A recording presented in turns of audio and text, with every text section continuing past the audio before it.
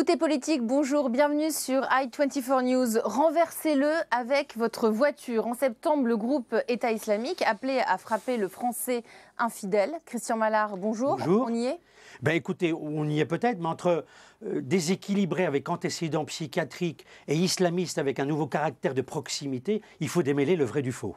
Yves Tréhard, bonjour. Bonjour. Vous êtes avec nous cette semaine. Petite embellie prévue pour les 6 premiers mois en 2015.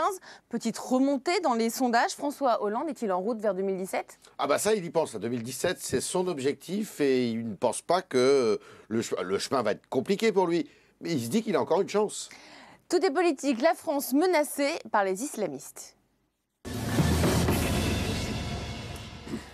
Au mois de septembre, le groupe État islamique appelait les musulmans en France à renverser les passants avec votre voiture. C'est ce qu'ils disaient. Ils appelaient à frapper le Français infidèle.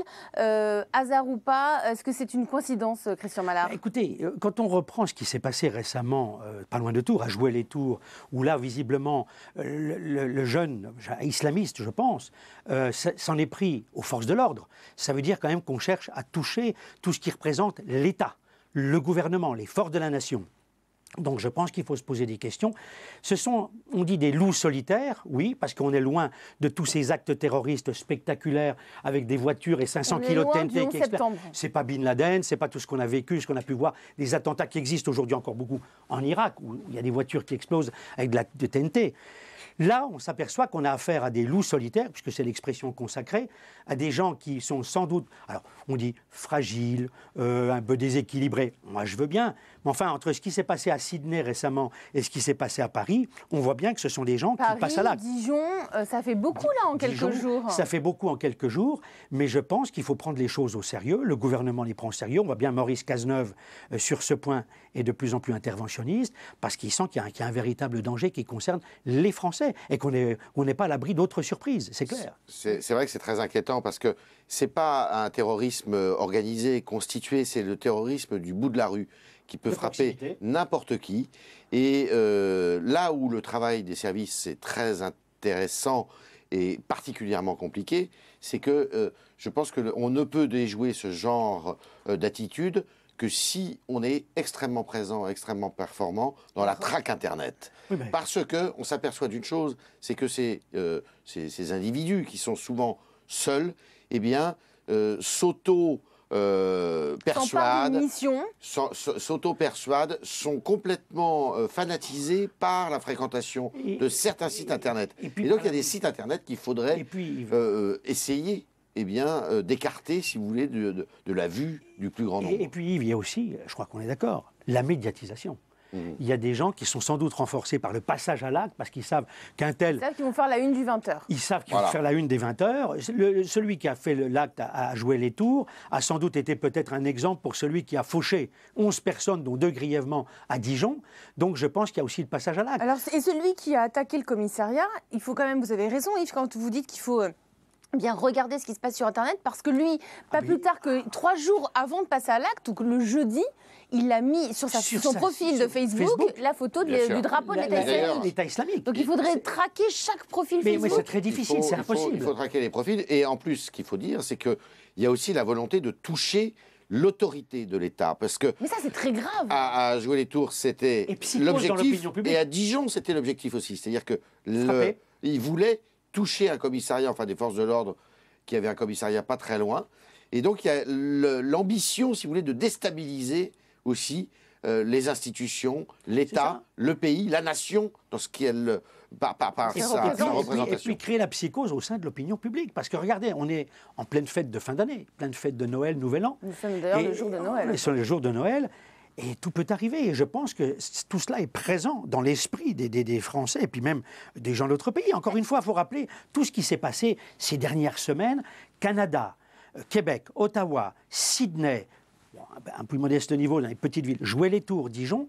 J'ai envie de dire, what next? Non, alors, what next? Mais est-ce que finalement, est-ce que c'est plus grave qu'en 2001?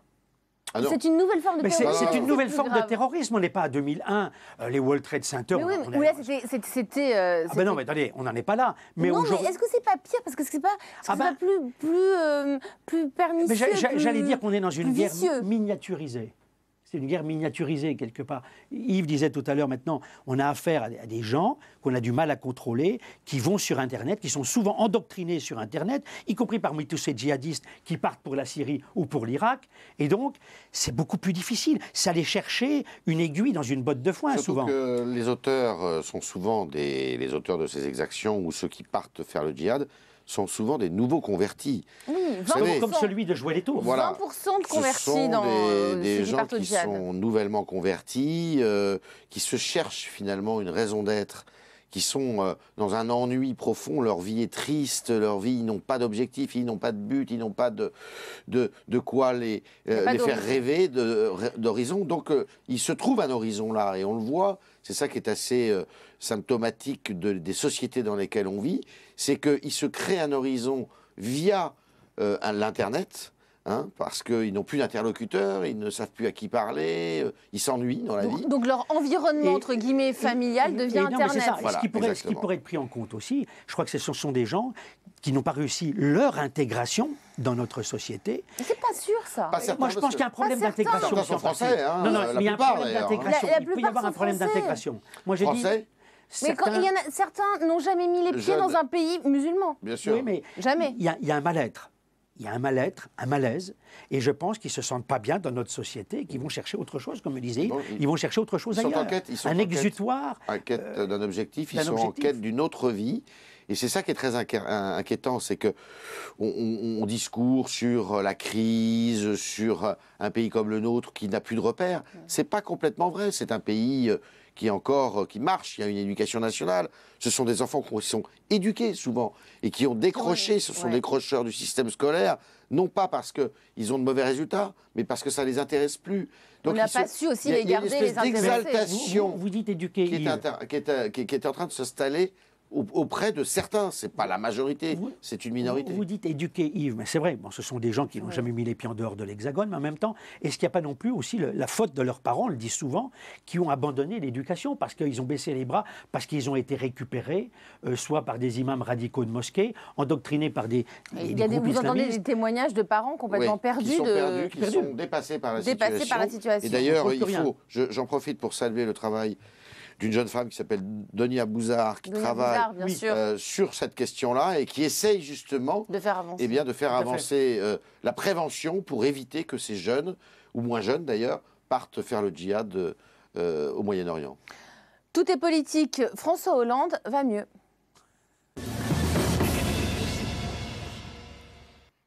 François Hollande en piste pour 2017. Les prévisions de l'INSEE tablent sur une croissance de plus 0,3. On perçoit des petits rebonds pour 2015 avec une croissance meilleure. On regarde d'abord le chef de l'État qui justement commentait ces chiffres avec optimisme. Nous sommes en ligne par rapport à notre prévision de croissance pour l'année 2015, ce qui quand même nous arrangera aussi par rapport aux questions budgétaires. Parce que si nous faisons 1% de croissance, ça sera autant que nous pourrons réaliser pour faire moins de déficit. Aujourd'hui, un prix du pétrole très bas, cours de l'euro qui a perdu 10% par rapport au dollar ces 6 derniers mois, et il y a des taux d'intérêt, par exemple pour la France, qui maintenant sont au-dessous de 0,90. 0,90.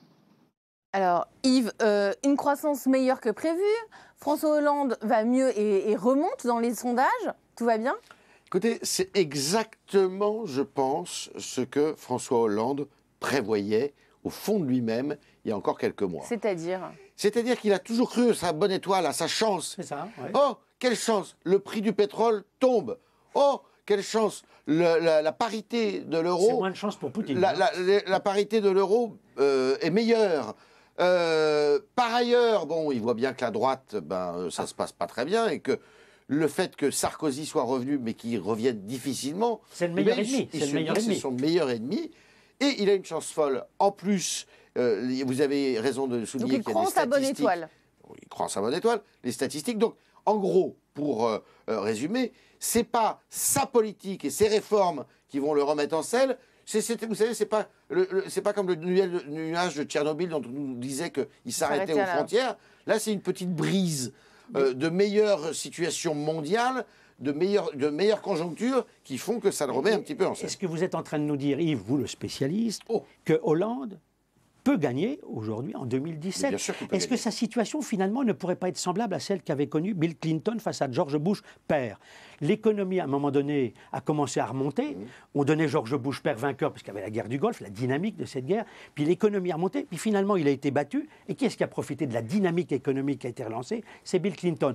On pourrait imaginer la même chose pour François Hollande en 2017? On peut tout à fait imaginer la même chose. On peut tout imaginer. François Hollande, qui est un politique madré, rusé, il sait très très bien jouer des faiblesses des autres et se draper dans une virginité nouvelle. Ça, il sait très bien faire. Il sait très bien faire la synthèse, même si cette synthèse, elle est tout à fait difficile, improbable et tout ça. Mais ça, on peut lui faire confiance.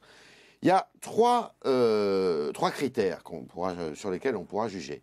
Un, c'est effectivement s'il y a une petite reprise économique. 1% de croissance en 2015, ça fait très longtemps qu'on n'a pas fait 1%, puisqu'on était autour de 0 ces 3 dernières années. Donc c'est quand même ça peut quelque être le chose... début d'une nouvelle dynamique. Ça peut être une nouvelle...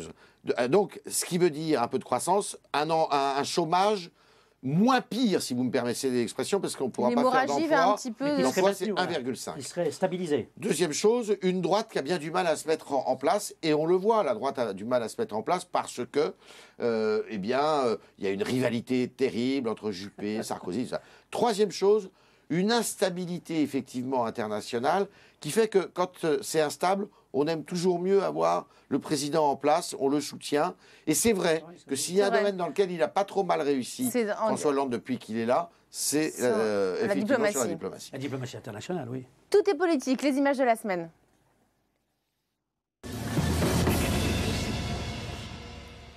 Il vous reste avec vous. Votre image de la semaine, c'est Thierry Lepant, le secrétaire général de la CGT, dont on va voir tout de suite des images là sur nos écrans.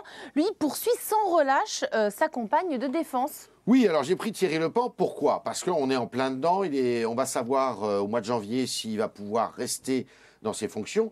Et puis je l'ai pris surtout parce que dans l'histoire du syndicalisme français, c'est tout à fait exceptionnel. On l'a vu une fois au début du XXe siècle, d'ailleurs c'était déjà à la CGT, mais là on se dit que les syndicats, eh bien finalement, pourraient faire l'objet de la même défiance que les partis politiques, vous savez, avec ces affaires et tout, et c'est vrai que c'est peu reluisant quand vous avez le premier syndicat de travailleurs, puisque c'est comme ça qu'on les appelle, eh bien, qui se comportent finalement comme des nantis, des nababs, et qui s'arrangent entre eux. Alors, on est loin du mouvement syndical et ouvrier, là. C'est surtout la CGT qui est coutumière d'un certain nombre de scandales, si je puis dire. Peut-être. Plus que les autres syndicats. Plus que les autres, effectivement. Et la CGT, en plus, a un problème de fond, parce qu'elle se cherche, elle est divisée, elle aussi, la CGT, entre ceux qui sont plutôt réformistes, qui voudraient évoluer vers le dialogue social plus abouti, et puis d'autres qui restent, si vous voulez, des jusqu'au-boutistes et qui veulent tout le temps être dans la culture de l'affrontement syndical. Son sort devrait être scellé début du mois de janvier. Christian, vous, votre image de la semaine, c'est Malala, le prix Nobel de la paix. C'est Malala, la pakistanaise. Elle a été victime des atrocités, dans le passé, des atrocités des talibans. Et là, le Pakistan vient de connaître l'attentat le plus important, le plus catastrophique de son histoire. 142 personnes sont mortes, dont 132 enfants, des fils de militaires ou filles de militaires qui étaient dans une école militaire.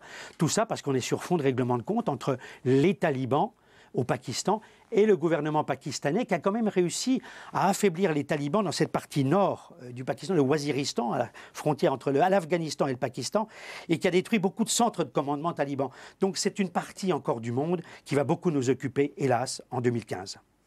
Yves, vous, Malala, ça vous a marqué Moi, Malala, elle me marque depuis le début, et je vais vous dire, elle m'a surtout marqué, parce que je ne connaissais pas Malala, comme la plupart, bien sûr, des téléspectateurs.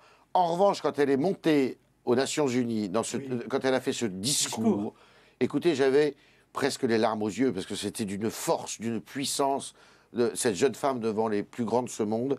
Et je crois que ça, on ne peut pas l'oublier. Et puis, elle a un combat on est obligé de soutenir ce combat. Il faut absolument que Malala gagne, si j'ai envie de dire. Elle fait partie, Christian, pour vous, des personnalités qui ont marqué 2014 ? Complètement. Ouais. Et je crois qu'il faut aussi parler des femmes. Des femmes dans tout ce monde arabo-musulman où leur vie n'est pas facile, où chaque jour est un véritable combat contre des dictateurs, contre des gens. Vous savez, les fanatiques. Les talibans, pour moi, c'est Daesh sans les décapitations. Tout est politique. Merci beaucoup. Merci. Yves. Merci. Restez avec nous sur i24 News, car juste après les infos, nous allons être en compagnie de notre invité. Cette semaine, c'est Emmanuel Faux, ancien correspondant à Jérusalem pour la radio Europe 1. Et il publie l'affaire Arafat, l'étrange mort du leader palestinien. À tout à l'heure.